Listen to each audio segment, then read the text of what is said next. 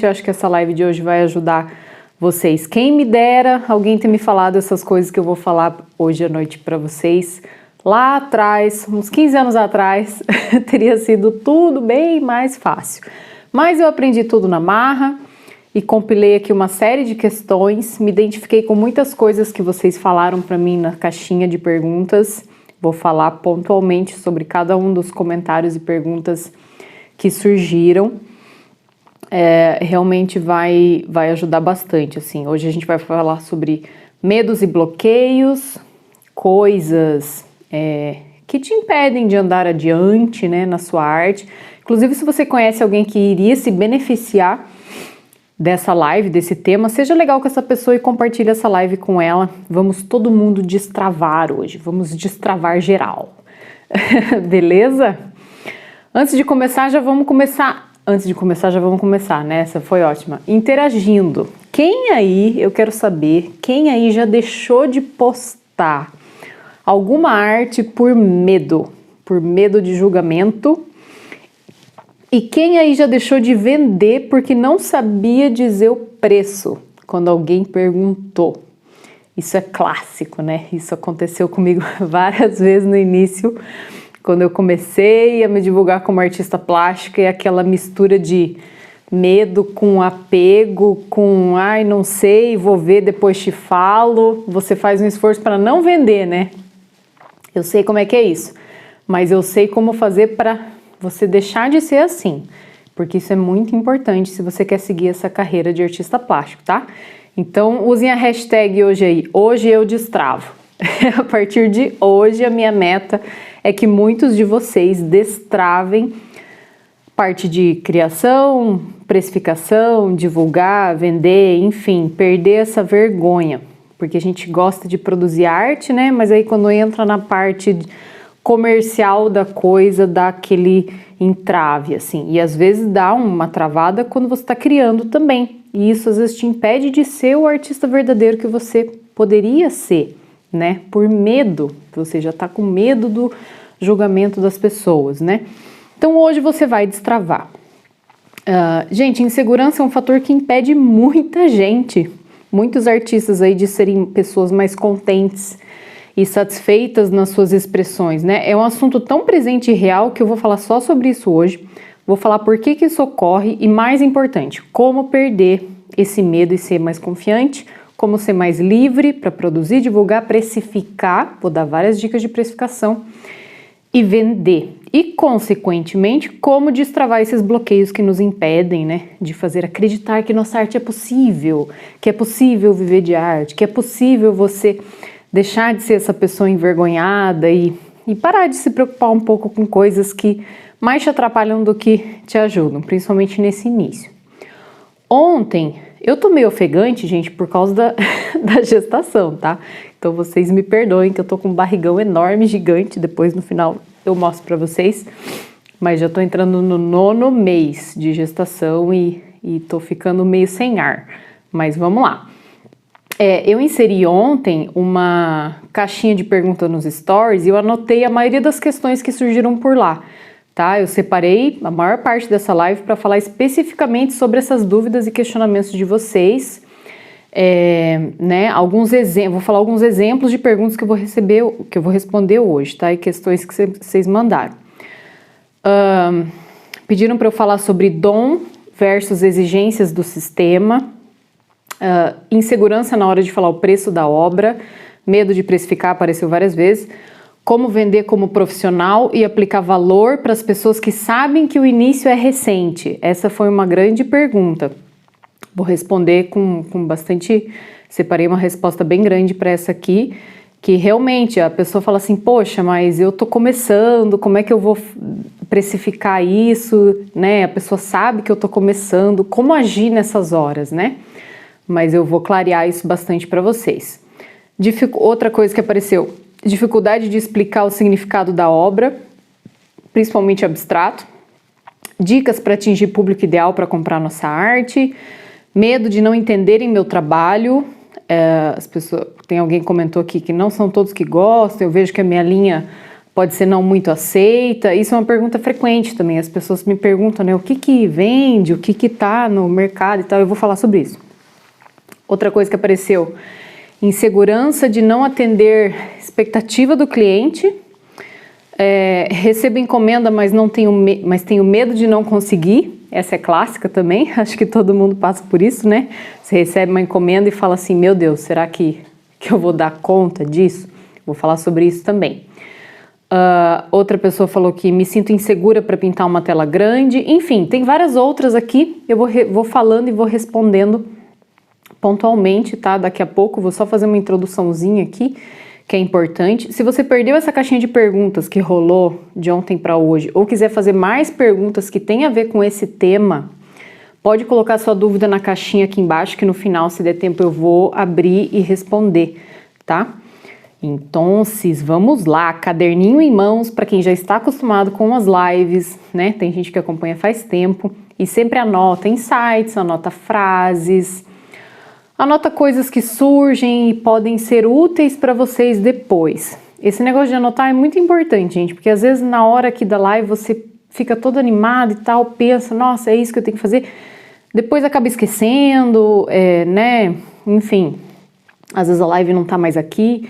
Então anotem os insights que vocês têm, porque isso vai ajudar vocês mais para frente, ou amanhã, ou daqui a um ano, enfim. É legal vocês terem esse hábito de anotar. Vamos beber uma água, puxar um ar, que o assunto hoje é bom. Nossa, passou só 5 minutos, 7 minutos. Parece que eu já falei tanto. Gente, arte é expressão, arte é essência. Então, no fim das contas, a gente não tem medo de fazer arte em si. Eu sei que muitos de vocês até acordam querendo produzir, morrem de vontade de fazer arte o dia inteiro, assim. Queria passar o dia inteiro fazendo isso, né? Tem vontade disso. Talvez o maior medo não seja nem criar. Talvez o maior medo seja a reação das outras pessoas a essa tua expressão, né? A gente não foi incentivado desde cedo, isso é uma grande questão, assim, a criar por criar. A gente foi muito incentivado, a gente vive numa sociedade, uma cultura de resultados. Então, você tem que ter necessariamente um propósito para você ter uma ação ou uma atitude. Você não pode pintar um quadro só por pintar, né? É o que a gente foi ensinado, de certa forma, mesmo que por tabela. E em se tratando de arte, isso tem que cair por terra, né? Você pode sim criar pelo simples ato de criar, assim como você canta uma música pelo simples prazer de cantar. Durante a canção, assim, você tem aquele propósito, né? É o processo. Então, assim, esse assunto é bem complexo, mas a gente consegue simplificar esse pensamento, compreender o porquê das coisas serem ou estarem assim e desviar isso, deixar que isso te atrapalhe na parte da sua criação. Eu percebi que a maioria que respondeu ali a caixinha não tem tanto problema com criação, mas tem problema com divulgação, precificação e venda, tá? Então eu foquei a live mais nesse assunto, mas nesse comecinho aqui eu estou fazendo só uma introduçãozinha sobre a parte de criação. Então, assim, primeiro item para você anotar, se você quiser anotar, tá? A arte não demanda necessariamente, assim, um resultado. Ela é útil e necessária por si só. Então, quando você exerce e pratica essa atividade, o que mais interessa é o processo, mais do que o resultado final. Isso eu já falei em várias lives. Eu não seria uma artista plástica feliz se eu não curtisse o processo enquanto eu estou criando o quadro, porque isso para mim é mais importante que o resultado e vocês precisam pensar nisso. Precisam pensar como vocês estão e como vocês se sentem realizando aquela atividade, até porque se você quer ser um artista plástico profissional, por exemplo, você vai pintar muito, né? Você vai produzir muito, e se esse processo for um fardo para você, ou for um problema, você não vai ser feliz nessa profissão. Então você precisa amar esse processo de criação, tá? E quando você foca nisso, no processo, o resultado e as consequências, né, desse resultado para você e para as demais pessoas não importa tanto, ou importa bem menos, né? É como se assim, o quadro ele acontece, depois no final no final você vê, entende? Mas o mais importante é o processo. Quando eu percebi isso e passei a aplicar isso mentalmente na prática, eu me senti, gente, completamente livre. E é aqui que muita gente está travado, talvez. Eu parei de me preocupar com o que os outros pensam de mim, porque criava para mim, não para os outros, entende? E eu sabia e sei até hoje que dá para melhorar, que tem sempre coisas novas a aprender, que tem técnica para tudo, que a gente evolui ao longo do tempo, que isso exige trabalho, exige paciência, que é normal você olhar para trás e falar, nossa, eu postei aquele desenho um dia, mas hoje eu desenho tão melhor. Que bom, ótimo, ótimo que você evoluiu. E tá livre para isso é uma sensação que eu recomendo e espero do fundo do coração que vocês consigam alcançar. É essa troca de mindset, percebe? Esse esclarecimento do porquê que você faz aquilo, que vai clarear seus pensamentos, vai clarear seu coração e fazer você criar de forma mais leve, né? Sem querer competir. Lembrem sempre, eu já falei isso várias vezes, que você se comparar com os outros é ruim. Você precisa se inspirar em pessoas que você acredita, né, que você gosta do trabalho delas, você se inspira nelas e você se compara somente com você no dia anterior. Então essa é a única comparação que é útil para você. E aí você anda para frente dessa forma, tá? Segundo item, a gente vive num mundo de exposição. Parece que tudo que a gente faz precisa ir para o Instagram, né? E não deve ser assim. Nem tudo que você desenha, pinta, faz, come, pensa, precisa estar na rede social. Nem mesmo você precisa mostrar para sua família, para o seu marido, para os seus pais, para o seu filho, quem quer que seja, o que você produziu naquele dia. Você pode produzir arte pelo simples ato de produzir, de praticar, de fazer. Então destravem nesse sentido. E tudo bem você fazer um desenho e não gostar. Tudo bem você pintar um quadro e depois querer pintar por cima. Todo mundo faz isso, gente. Isso é normal e vai acontecer contigo daqui a muitos anos ainda, mesmo quando você já estiver bem melhor na sua arte, tá? Lembrem que o processo é mais importante. Não se cobrem tanto em fazer algo maravilhoso sempre. O importante é você criar muito e de vez em quando vai aparecer aí a sua obra-prima. Lembrem que os grandes artistas aí produziram números bem exorbitantes para, um ou outro quadro às vezes se sobressair, tá? Essa energia de estar presente muda tudo. E terceiro item, antes de eu começar das dicas de precificação, eu quero coraçõezinhos, né? Vai aparecer vários coraçõezinhos quando eu estiver dando dicas de precificação, tenho certeza. Terceiro item, se o seu problema é insegurança, por não saber fazer algo que você sabe que é aprendível, gente, que você pode desenvolver com treino, com tal, tenha mais foco e comece agora a estipular metas para alcançar essas técnicas que você não tem, mas queria ter. É o famoso, eu queria tanto, né? Mas no fundo não queria tanto assim, senão dava mais importância, dava um jeito. E entendam que algumas coisas não dependem do acaso, dependem da sua dedicação única e exclusivamente. Eu queria tanto saber pintar não sei o que.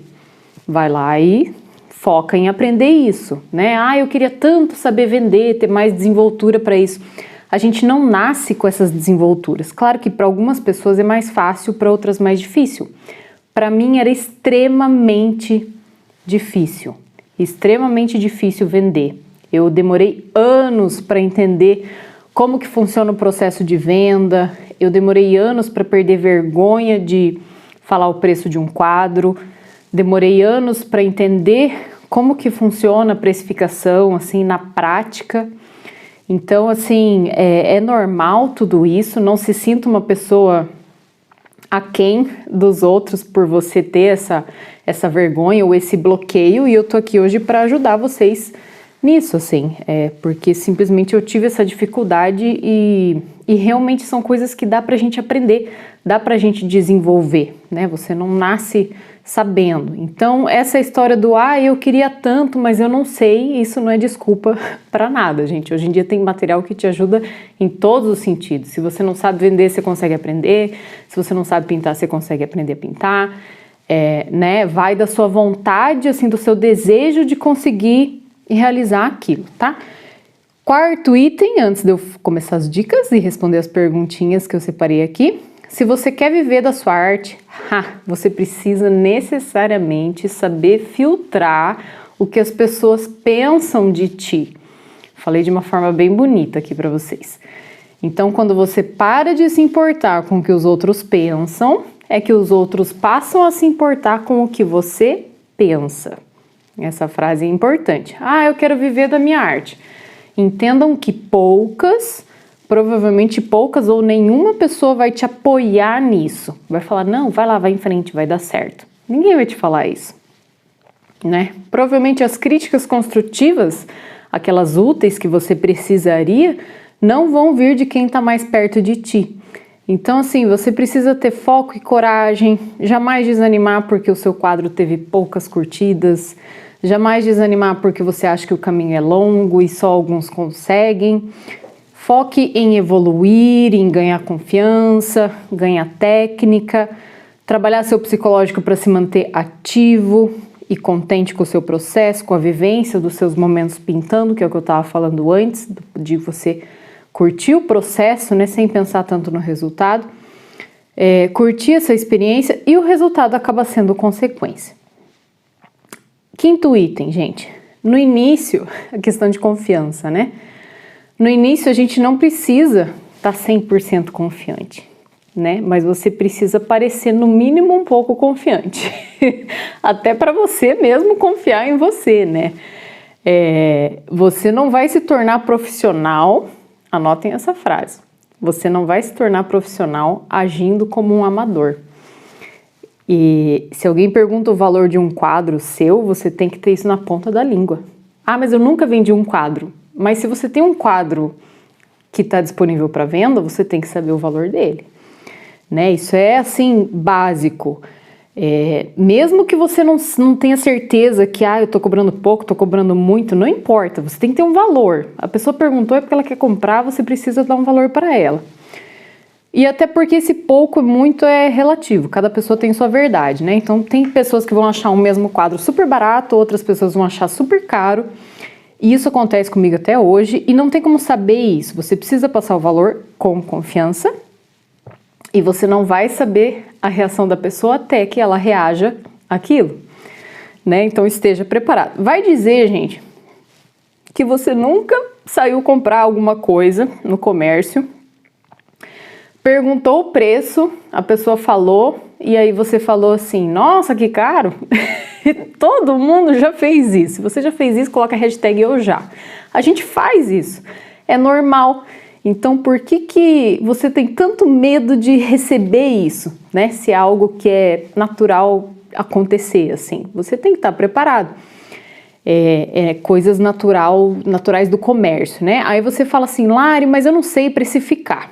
Então, vamos lá. Não existe um padrão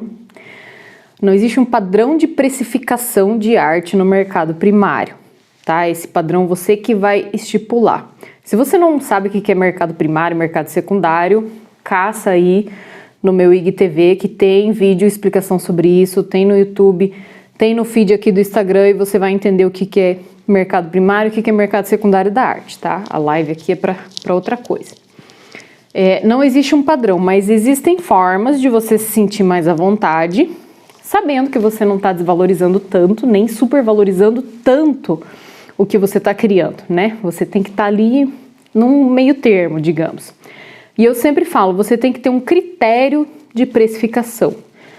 Use um existente que você ouviu falar em algum lugar ou crie o seu próprio, que é o que eu recomendo. Você criar o seu próprio critério de precificação, lógico, com algum embasamento, né?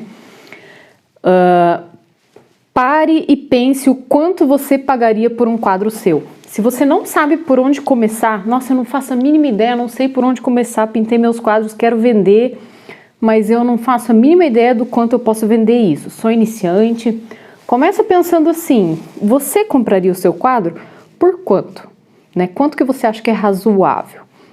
E aí, a partir disso, você vai ter um valor, que não necessariamente vai ser baixo ou alto, vai ser só um valor. Mas a partir dali, você parte para outros para junção com outros critérios, assim, vai chegar um momento que você vai encontrar um valor bom que você se sinta seguro e confiante. Lembrem da confiança, tá? Precificação, gente, de itens originais, de itens exclusivos, tem um caráter objetivo e tem um caráter subjetivo, tá? Caráter objetivo, material, quanto custou, coisas que você consegue mensurar de uma forma mais palpável, assim. E questões subjetivas é valor emocional, significado da obra para você, significado da obra para a humanidade, enfim, entra a sua trajetória, entra outros fatores. Você sempre precisa entender que se você cria uma obra original, esse valor subjetivo ele sempre vai estar presente. Às vezes ele vai ser baixo, às vezes ele vai ser alto, mas ele vai estar presente. É diferente, por exemplo, de você fazer algo em série, né? Eu imprimi aqui várias coisas, ou eu fiz aqui uma releitura uma cópia do Romero Brito e estou vendendo aqui 10 por semana. Aquilo não tem um valor sentimental que vai ter de um outro quadro, de uma outra arte original que você fizer. Então entendam que tem essa diferença na arte, tá? Encomendas também, se a pessoa te faz uma encomenda muito específica, né, uma coisa super difícil, com várias exigências, você vai cobrar um valor diferente de um outro quadro que você faria, enfim, e por aí vai. Outra questão, procurem saber quanto que os artistas como você, os artistas que estão mais ou menos ali mais ou menos agindo como você ali, ou da tua cidade, ou enfim, ou na internet, quanto que eles estão cobrando. Não para você cobrar igual, gente, mas só para você ter a segurança que você não está cobrando muito aquém ou muito além de pessoas que estão mais ou menos parecidas profissionalmente com você. E começa a vender e regule o seu mercado conforme a sua demanda, conforme as vendas acontecem. Então, não, tá funcionando, eu estipulei um critério aqui, tô vendendo, tá indo bem, beleza, legal, mantém. Poxa, estipulei um critério aqui, nunca vendi nenhum quadro, talvez você tenha que mudar esse critério, né? A experiência vem com o tempo, e existe o que funciona para você e existe o que funciona para outras pessoas. Não se prenda a regras definidas, você pode fazer a sua própria, tudo é flexível na arte, né? Não é porque fulano cobra barato e sai bem vendendo 1 milhão de quadros barato que você não pode cobrar mais e vender menos quadros, né? Menos quantidade, ou enfim. Eu acho que as pessoas querem muito uma fórmula pronta, tipo, as pessoas chegam para mim e falam assim, quanto que eu preciso vender esse quadro? Gente, tem vários fatores envolvidos na venda de um quadro. É difícil eu chegar e falar assim, às vezes nem conheço o artista, não vi o portfólio da pessoa, não sei quantas quadros ela já pintou na vida dela, que técnica que ela usou, que tipo de material que ela usou, o significado, né, e tudo. Então, assim, não é uma coisa tão simples assim, e a melhor pessoa para precificar é você mesmo, tá? Com base nessas coisas que eu falei. Agora eu vou responder item por item, aquelas perguntinhas que eu mencionei antes no começo da live, que tem várias, que foram as que vocês colocaram na caixinha dos stories. Vocês estão gostando, gente? Eu nem perguntei se o som tá bom, se a luz tá boa, mas se ninguém falou nada é porque tá bom, né? Então tá, quero ver coraçõezinhos aí, ó, hashtag adorei, cadê meus alunos que não estão aí? Os alunos sempre estão. Primeira questão, vou tentar responder rápido, várias delas, uma ou outra que é mais importante aqui para vocês, com dicas, vou me alongar mais. A primeira, a pessoa pediu para eu falar sobre dom versus exigência do sistema. Gente, exigências do sistema, essa exigência tá dentro da sua cabeça, né? Você faz a sua arte como você bem entender, é a sua arte, não é o sistema que estipula uma arte para você.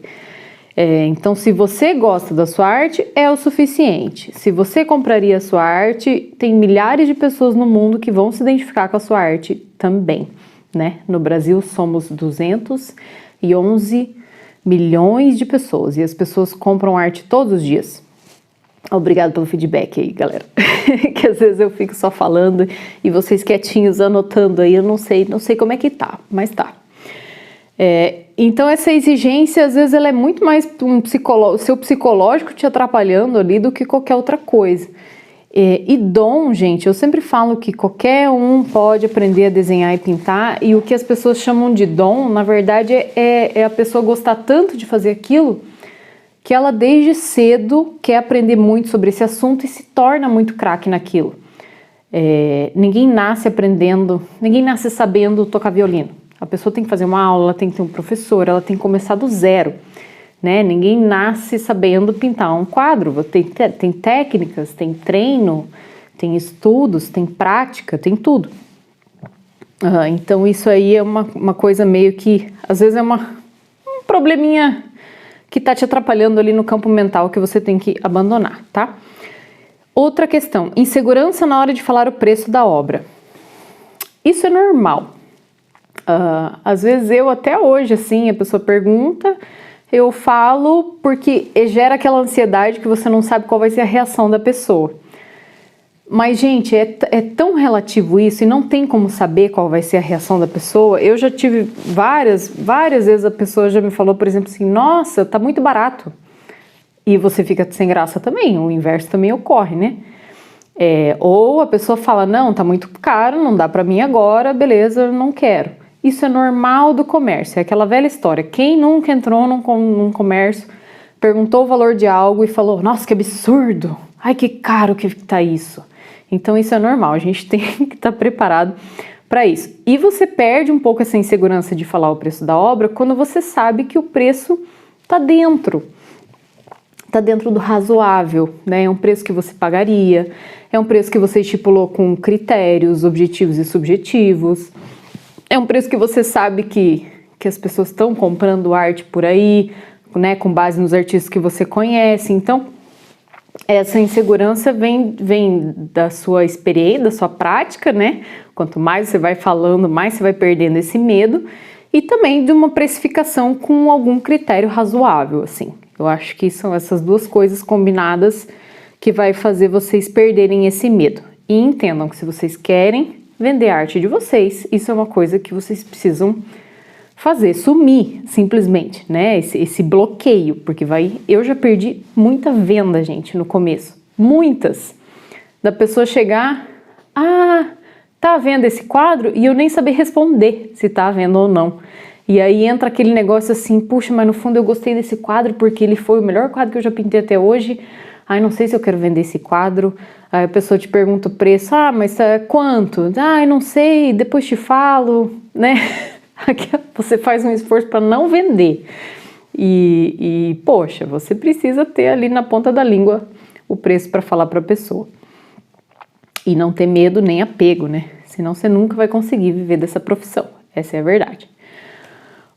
Medo de precificar. Normal, teve várias questões nesse sentido. Eu vendi meu primeiro quadro, gente, 19 anos atrás.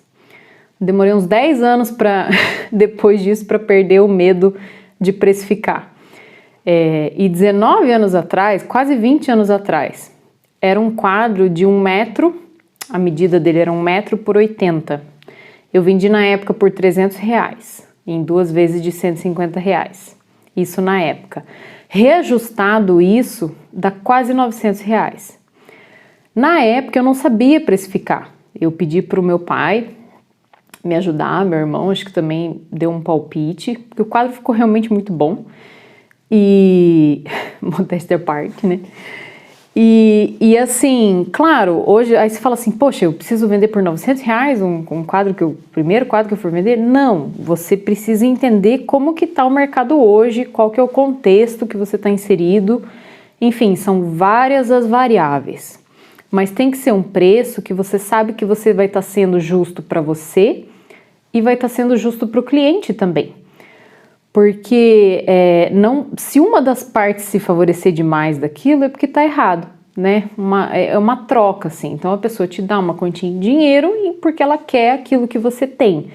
E essa transação tem que ser justa para os dois lados. Você tem que achar que vale a pena aquilo e a pessoa também tem que achar que vale a pena aquilo. E assim, ao longo do tempo, você vai se sentindo mais confortável e vai se acostumando com isso. É um detalhe do seu trabalho, né, essa questão de venda, mas é um detalhe muito importante. Quanto mais você fugir desse assunto, pior é, né?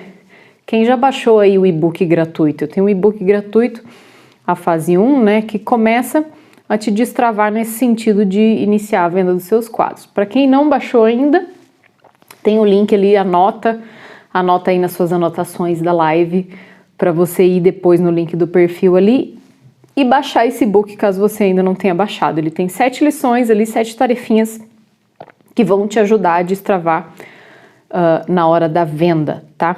Tem o e-book 2 também, mas o e-book 2 é pago. Tem todas as informações lá. Vamos lá, sobre precificar. Estipule um preço base, gente, para você ter um preço mínimo. O mínimo que você venderia qualquer quadro que você tenha aí na sua casa, no seu ateliê, ou enfim. E parta daí. Então é importante você ter um chão, assim, uma base. Por exemplo, um mínimo, por mais que seja pequeno quadro, mas um mínimo aqui de, sei lá, R$400, por exemplo. Tô falando aqui de forma aleatória. E a partir disso você vai estipulando seu critério, né? Um quadro maior vai ser mais caro que isso, provavelmente. Mas aí entra o fator subjetivo, o fator emocional, né? Que tem que levar em consideração, mas tem que ser coerente. Então, se você tem um portfólio lá de 10 obras, que seja, só 10. Já pintei 10 quadros. Você vai, a partir de hoje, olhar para eles e estipular o preço de cada um deles. E tem que fazer sentido. Você tem que conseguir justificar o porquê que um é mais barato e outro mais caro. E não é só tamanho, gente, que importa, porque um dos critérios de precificação que existe por aí no mercado, que o pessoal usa, é multiplicar a altura por largura, né? E aí você tem o preço do seu metro quadrado. Mas, por exemplo, eu uso esse critério, mas combinado com outros. Então, mas eu sei explicar o porquê do valor dos meus quadros. Inclusive, para quem tem curiosidade, fala assim, mas quanto que é seus quadros? Não vou ficar falando aqui, mas eu tenho o site da galeria que tá tudo lá. Né? Os quadros que estão à venda estão lá, depois vocês entrem, tem o link na descrição ali também. Então, a shop da galeria tá lá, os quadros, a descrição dos quadros e o preço, para quem quiser ver depois, tá? Entendam que você precisa, coisas que importam, né, na precificação. Quantos quadros você já pintou? Quantos quadros você já vendeu? Se você trabalha exclusivamente com isso ou não, isso importa, porque o cliente percebe isso e ele tende a valorizar quem se dedica a isso profissionalmente, né? Se você pinta um quadro por ano, não adianta querer cobrar horrores no quadro, porque você não tá, nitidamente você não tá se dedicando 100% àquilo, né? É um hobby talvez que você tenha.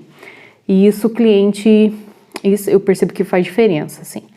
É uma encomenda, é um autoral, né? Que tamanho que tem. E uma coisa importante que eu vou falar aqui para vocês é não confundam arte com artesanato. Não tô falando isso para desmerecer artesanato, não tem nada a ver. Artesanato é lindo, maravilhoso, mas são classificações diferentes, são profissões diferentes. Tanto que no Brasil, para você ser um artesão, tem até um crachá lá, tem uma taxinha que você paga, né? Tem um credenciamento, um negócio lá. E artista plástico não, já é uma profissão livre. E se você tratar o seu trabalho de artista plástico, né, a arte que você cria como artesanato, as pessoas vão querer pagar o preço de artesanato, que geralmente é um pouco mais abaixo. Pelo produto mesmo, gente, não é desvalorizando. Vocês estão entendendo, né? Não tô falando mal de artesanato. É só para vocês entenderem que são coisas diferentes. Né, você pintar quadros originais para vender é diferente de você fazer uma série de bordado, por exemplo, para botar sacola plástica e você faz vários iguais e coloca numa feira para vender, você ganha na quantidade, geralmente. Então são coisas diferentes, classificações diferentes. E entendam o seguinte, se a pessoa perguntou o valor, é porque ela tem interesse em comprar e você não pode perder essa venda. Você precisa ter esse preço na ponta da língua, você precisa saber justificar o porquê daquele valor, que critério que você utiliza. Se a pessoa perguntar, se ela não perguntar, não precisa. E aí entra uma pergunta que veio aqui na caixinha, que a pessoa perguntou assim: como vender como profissional e aplicar valor para pessoas que sabem que meu início é recente, né? Gente, se você se tratar como profissional e agir como uma profissional, não importa se você está começando, as pessoas vão reconhecer o seu profissionalismo em todos os detalhes, no material, na embalagem, na abordagem, na forma de pagamento. Lembrem da questão da oportunidade, quem está anotando, anotem aí. Oportunidade versus competência ou versus aptidão. O que é isso? É o seguinte, você está preparado para vender seus quadros ou não? Porque se a pessoa chega e fala assim, quanto é? Você não sabe quanto é. Já perdeu o profissionalismo. Ah, mas eu estou iniciando, mas transpareça profissionalismo mesmo iniciando. Você nunca vendeu um quadro, mas a sua intenção é começar a vender. Você precisa ter um meio de pagamento. Como que você recebe? Eu só tenho Pix. Beleza, é Pix ou à vista, né? No começo, não, eu tenho aqui um Mercado Pago, eu tenho um PayPal, eu tenho uma maquininha de cartão, enfim, você dá um jeito de conseguir receber de várias formas possíveis. Quanto mais formas você tiver de receber, melhor, maior a sua chance da venda acontecer. Gente, PagSeguro, tem trocentos mil meios de você receber pagamento hoje, até pelo WhatsApp dá para fazer isso. Então você precisa estar preparado para quando a oportunidade chegar. Se você quiser se preparar depois, você vai perder vendas no caminho e o cliente vai perceber que faltou profissionalismo.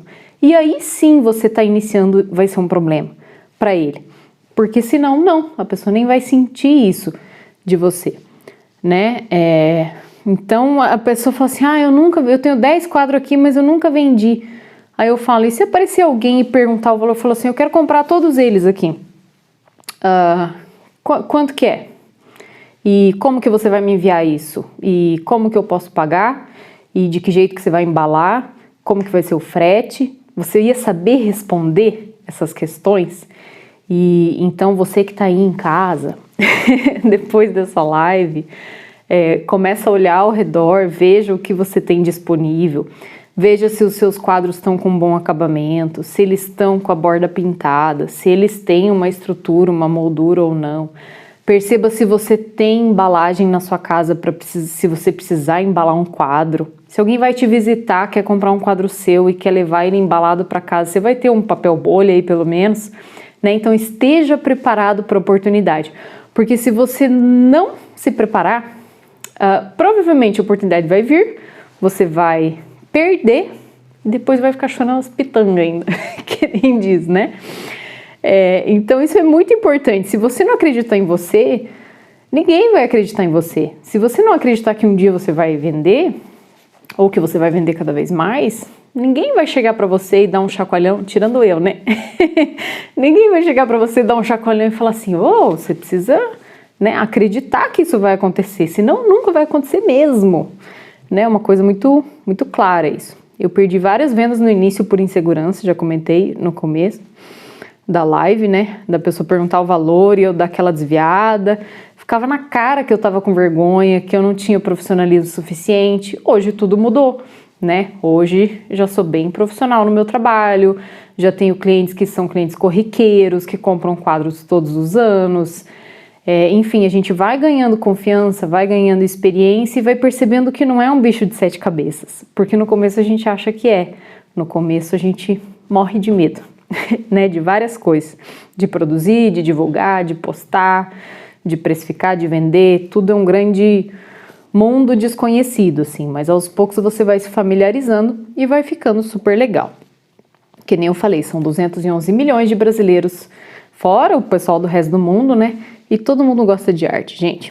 Falando em todo mundo gosta de arte, vamos para a próxima aqui, que a pessoa comentou assim, dá dicas para atingir o público ideal para comprar nossa arte. Gente, vendi mais de 200 quadros já e não existe um público definido.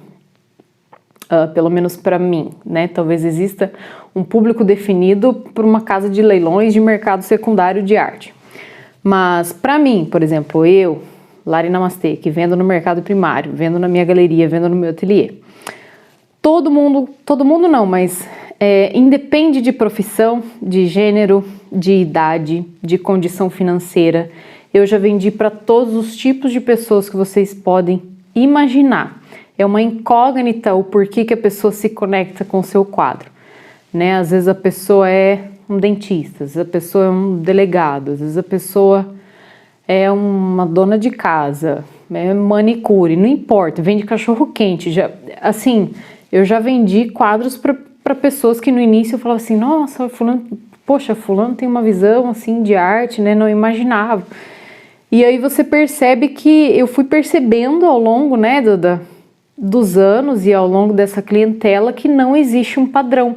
Então você querer ficar caçando um padrão de pessoa para ser seu cliente, eu acho que você vai se frustrar, assim, porque por experiência esse padrão não existe. A pessoa ela vai se conectar com o seu quadro por um motivo muito mais abstrato do que você imagina, né? Estamos aí em busca de descobrir o porquê, mas meio que assim, não se preocupe nisso, se preocupe em produzir a arte que você gosta de produzir, se preocupe com o processo, como eu falei no começo, em você ter prazer nesse processo, se preocupe em fazer um trabalho bem feito, em ser profissional no que você faz, que esse público vai perceber, digamos assim. E é isso. Outra questão que surgiu aqui, vou dar uma aceleradinha. Dificuldade de explicar o significado da obra, principalmente abstrato. Gente, quadro não precisa necessariamente ter um significado. O significado que tem para quem cria pode ser diferente para o observador. O próprio significado seu, ao longo do tempo, em relação ao mesmo quadro, pode ir mudando. Mas a dica que eu dou, principalmente abstrato, que a pessoa perguntou, relacionada à pintura abstrata, né? Abstrato é legal você ter um título. Qualquer quadro é legal você ter um título. Mas abstrato, e eu falo sobre isso nesse book sobre vendas aí, quando eu vejo um abstrato lindo, maravilhoso, e ele tem um título legal, eu acho o máximo. Então, assim, você tem às vezes um super abstrato azul e o título dele é, por exemplo, Vento no Pacífico. Cara, isso dá um tchan pro quadro e a pessoa se identifica às vezes mais com o título do que com o quadro, e isso faz diferença, faz toda a diferença. Então, se você for um artista de arte abstrata, comece tendo essa criatividade de desenvolver esses títulos dessas obras, porque eu acho que sozinho ele já dá o significado da sua obra, tá? Com o abstrato não necessariamente tem que ter um significado complexo, né? O título às vezes resolve tudo isso. Outra questão aqui, medo de não entenderem meu trabalho. Não são todos que gostam, vejo que minha linha não é muito aceita. Gente, se você gosta do seu trabalho, tem milhares de pessoas que gostam também. É que nem roupa ou que nem comida. Nem todo mundo gosta de sushi, né? Aí você fala assim, não, mas não é possível, sushi é muito gostoso. Não, mas tem gente que odeia sushi. Tem gente que segue moda, tem gente que não segue, tem gente que gosta de usar vestido, tem gente que gosta de usar calça. E na arte não é diferente, tem gente que só gosta de abstrato, tem gente que só gosta de figurativo. Então, você querer agradar todo mundo, não vai dar certo. Não vai dar certo mesmo, tá? O seu estilo, mesmo ao longo do tempo, pode ir mudando. Coisas que você gostava de pintar, você pode deixar de gostar de pintar depois de um tempo, por algum motivo qualquer. Então, isso é muito interessante, assim, se você tem medo que nem todo mundo goste do seu trabalho, aceite o fato de que nem todo mundo vai gostar do seu trabalho.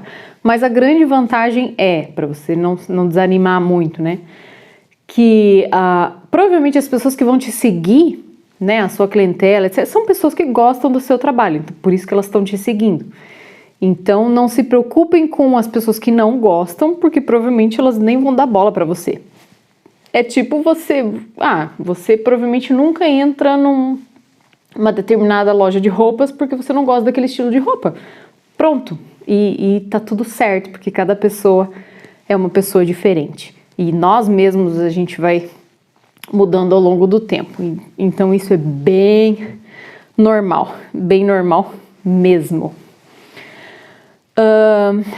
E outra questão, insegurança, essa é boa, vocês vão se identificar, é sobre encomenda e insegurança de não atender a expectativa do cliente. Recebo encomenda, mas tenho medo de não conseguir. Primeira coisa, se o cliente pediu para você uma encomenda, é porque ele acredita que você é capaz daquilo. Se você é realmente capaz daquilo ou não, é você que vai dizer, né? Mas confie em você. E se você acha que pode ser que você dê conta dessa encomenda, pegue essa encomenda e tente fazer. Estude mais até você se sentir mais confiante. Encomendas são grandes oportunidades da gente sair da zona de conforto e aprender muito desenho e pintura. Porque quando a gente só faz o que a gente quer naquela zona de confortozinho ali, a gente não evolui muito. E encomendas fazem a gente evoluir muito como artista. Eu sei porque eu fiz muitas encomendas já, faço até hoje, e aprendi e desenvolvi várias coisas por conta dessas encomendas. Então sou muito grata a elas. E se você fizer e não der certo, não consegui fazer, ou enfim, tive que fazer 5 vezes, né, que seja, mas você vai se calibrando e entendendo o teu nível, onde que você precisa melhorar, o que que você precisa fazer para ganhar mais confiança, né, nessas encomendas, etc. Você não é obrigado a pegar toda a encomenda que aparece, mas eu sugiro que vocês tentem, ao menos, principalmente no começo, quando a gente não tem ainda um estilo definido nem nada, essas encomendas são boas oportunidades da gente às vezes descobrir um nicho que você nunca tinha tentado antes, mas aí gostou. Gostei de fazer esse estilo, nunca tinha feito e tal. Às vezes é uma encomenda que faz você evoluir e aprender. Última, daí eu vou abrir as perguntinhas que vocês colocaram aqui, ó. Que quem quiser, quem tem alguma dúvida que eu ainda não respondi, pode colocar aqui embaixo na caixinha que daqui a pouco eu abro e vejo as perguntas que estão ali. Se tiverem perguntas novas, eu vou procurar responder bem rapidão, tá? Me sinto insegura de pintar uma tela grande. Quem aí já se sentiu insegura de pintar uma tela grande? Gente, é só uma tela. As pessoas não deveriam ter esse medo de pintar um quadro. Aí entra aquele papo lá do começo da live, de você entrar no flow e você não ter medo de criar por criar. E não ficar com essa expectativa de resultado, que é culpa, digamos assim, de uma sociedade de resultados, né? Que você tem que fazer algo e ter um resultado bom, um resultado ótimo, um resultado específico. E a arte pode ser pura e simplesmente expressão, sem esse propósito todo de resultado. Pintar um quadro, depois você pensa se você gostou, se não gostou, se ficou legal, se não ficou, mas faça, porque se você nunca pintar esse quadro grande que você queria pintar, poxa, que triste, né? Que tristeza. Então, se você tem essa vontade, se joga assim, se joga mesmo, sem medo de ser feliz. A gente não tem que ter esse bloqueio todo. E que nem eu falei, se você depende de algo que é aprendível, né? Que você sabe, por exemplo, que você poderia aprender ou com um curso, ou pesquisando no YouTube, ou com um livro, né? Ou seguindo o Instagram de outras pessoas, por exemplo, vá atrás e tenha essa meta, porque, né? Se lamentar já não é muito desculpa, né, gente? Vamos lá, temos 10 minutos aqui. Quem que deu print da live já? Vamos lá, quem não deu print da live, depois eu compartilho os stories que vocês compartilharam, tá ok? Vamos ver as perguntas aqui que surgiram. Tem uma pergunta aqui que é como funciona, eu não vou conseguir colocar a pergunta aqui em cima, mas a pessoa está perguntando assim, como funciona a questão de embalar artes para envios para outras cidades e até mesmo outros países? Gente, essa questão de embalagem de obra, conservação de obra, transporte, frete, eu falo sobre isso, tem 1 hora inteira de live sobre isso, tá no YouTube. É só vocês entrarem lá no meu canal do YouTube, quem ainda não é inscrito, se inscreve lá, que eu falo sobre tudo isso. Como embalar, aqui no meu IGTV tem um videozinho também, como embalar quadro para mandar pelos correios. Vocês sabem aqui que essa barriguinha de 9 meses de bebê aqui, eu fico ofegante. E eu falo muito, né? Então tá ficando cada vez mais difícil fazer live. Mas seguimos em frente. Vamos para outra perguntinha que tá aqui. Ser autodidata desvaloriza meu trabalho?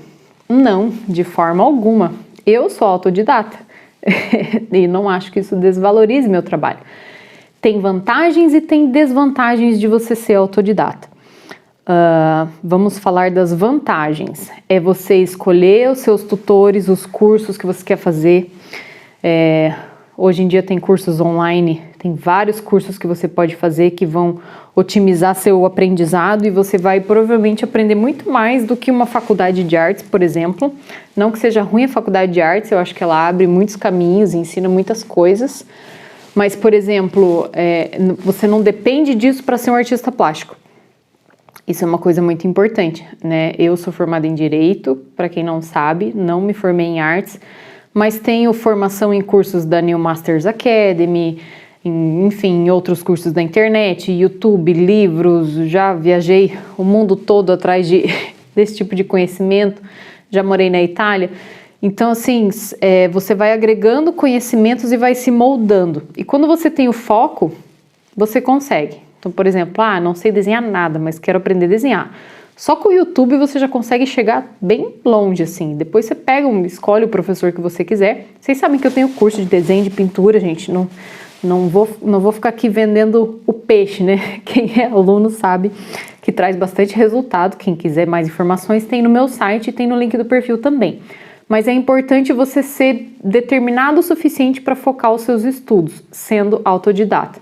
Ser autodidata não quer dizer que você não vai estudar, que você nasceu sabendo pintar e fazer sua arte. Não, quer dizer que você tem que correr atrás muito, né? Essa é a diferença.